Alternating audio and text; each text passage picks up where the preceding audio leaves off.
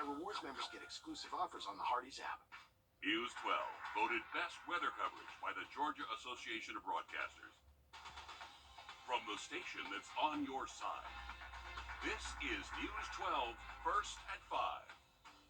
A Fulton County inmate dead after his family says that he was eaten by bugs. What the family attorney is saying about the horrific conditions inside his jail cell. And severe flooding in parts of Florida are leaving people stranded and homeless. Some of the hardest hit areas straight ahead. But we're going to turn to weather now. First Alert Chief Meteorologist Riley Hale. Riley, we have our own weather moving in right now. Absolutely. Well, that system that actually brought torrential minutes. Thanks, Riley. Just when you think there's no more room for orange cones in Columbia County, think again. GDOT and Columbia County are ready to keep moving dirt on a popular road. Construction officials say the ground shifting is the price of progress. Those who live along Furys Ferry Road say it's a project that's been going on for a while now. Arnick Velan has the latest on how construction is going. Yeah, well, there's this growing frustration along this road with cones and machinery up and down Furys Ferry Road all the way to the Georgia-South Carolina state line. And the county says that this project's been going on for around a year and a half now, with the completion date being 2025 at the earliest and could go to the middle of 2026 depending on the weather. Danny Collier has lived off of Furys Ferry Road since 1986 and was the first house built in his neighborhood. He says that this project has ruined his front yard and trees which would have normally given him a buffer from the main road. Now he just wants to see this project complete. Well, I'm sure there's an end in sight. I just don't know when it is.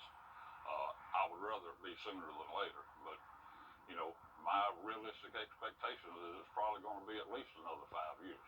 They'll surprise me if they finish it before that. And coming up all new on News 12 at 6 o'clock, we'll dig deeper into why the county says that these widening projects are necessary and what's next for Furys Ferry Road. Thanks, Nick. A Fulton County attorney says an inmate is dead after getting eaten alive by bed bugs. The family claims the county jail did nothing to help. Take a look at these photos his attorney shared on social media of LaShawn Thompson's cell. The attorney says Thompson was arrested on June 12th on a simple battery misdemeanor charge. They say he was taken to a psychiatric wing after officials determined he had mental issues. He was found 3 months later dead, being eaten by bugs, according to the family's attorney. Thompson's family found through open records that the detention and medical officers notified that he was suffering, but they didn't help in any way there. The scene was so horrific that the detention officer said she would not even administer CPR when they found him because she was freaked out. In her words, freaked out by the scene. Thompson's family wants the jail shut down and replaced. They also want a full criminal investigation into their loved one's death. Well, man is in Richmond County Jail accused of sexual exploitation of a 14-year-old Augusta teen. 36-year-old Marcus Brown was arrested yesterday on a suspicion of sexual exploitation of a minor for an incident that happened in August. Investigators say the mother of the 14-year-old teen found 3 sexual videos on a tablet that the teen sent to Brown through Facebook Messenger. After investigating, the teen told deputies Brown would send her money through Cash App to buy lingerie and send the videos. Marcus is charged with 1 count of sexual exploitation of a minor. Well, the FBI live look at Augusta locally grown as it kicks off this year's indoor veggie park farmers market season.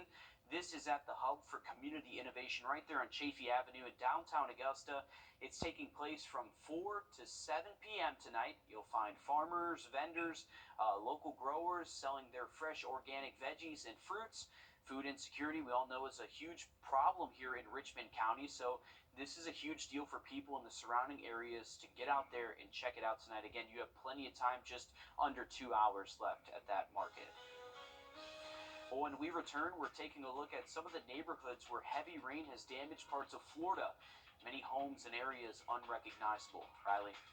And those heavy rain bands have been producing some strong thunderstorms and potentially even some tornadoes. We'll have an update on our forecast just after the break. Time and temp. Come on in to Davis Appliance and Furniture where you can find the best deals in town. It's tax time, so when that refund comes in, it's the perfect time to get the furniture you've always wanted. For the brands you trust at the lowest prices, visit us at Davis Appliance and Furniture. Since Since 1982, the Tub Doctor has remodeled bathrooms. Gusta.com. Come on in to Davis Appliance and Furniture, where you can find the best deals in town. It's tax time, so when that refund comes in, it's the perfect time to get the appliances you've always wanted. For the brands you trust at the lowest prices, visit us at Davis Appliance and Furniture. Several days of nonstop rain in South Florida, transforming roads into rivers there. Yesterday, some areas saw more than a foot of rain in 24 hours. The Fort Lauderdale airport had to close because the roads around it were completely flooded. Officials say it will remain shut down until at least this afternoon or tomorrow. Everybody's phones was blaring off. And I'm from Ireland. I've never seen a tornado before, and I've never experienced it like that. So I was panicking. I wasn't afraid that the plane would blow away. Broward County Sheriff's Office is advising people to stay off the roads if possible. I know it's pretty hard to get anywhere in Fort Lauderdale right now. The road's completely washed out. You can't even tell that they're roads. I saw one video on Twitter showing a downtown area. Cars were floating away in that, just completely abandoned there. Also looked like it was just all the ocean, Riley. There was no separation.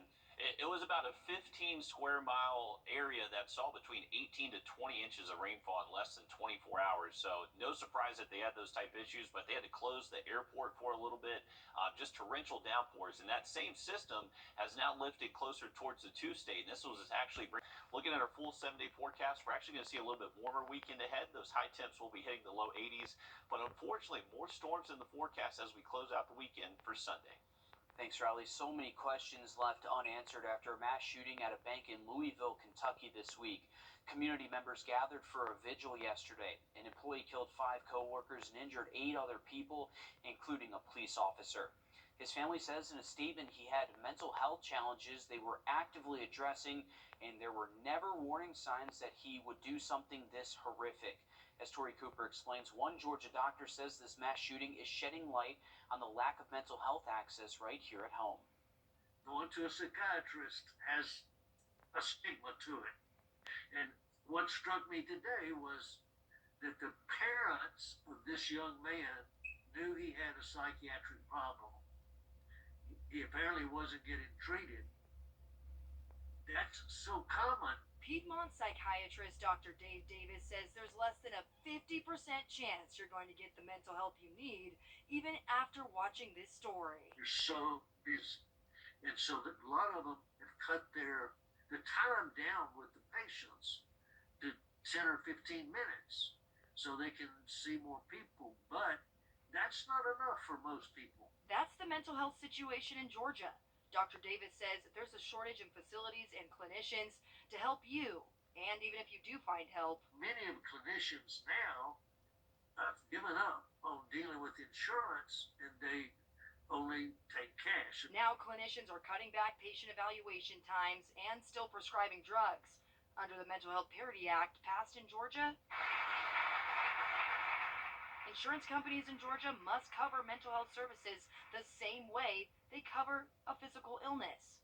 But if it's happening, I'm not seeing it. He says the solution to mental health in Georgia? Somehow promote with our universities and our medical schools to get more people who can treat people who have psychiatric disorders. It's got to start there.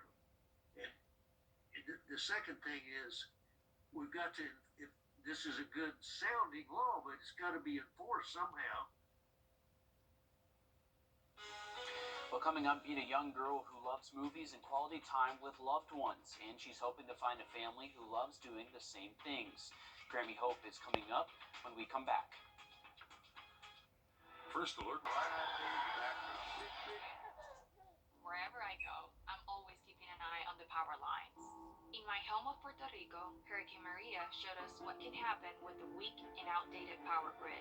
So I became an electrical engineer, and now I work for Georgia Power. We're investing in the latest secure technologies, and we're building the future of energy today. Our customers are counting on us for a modern and dependable power grid, and I'll be keeping an eye out to make sure they get it.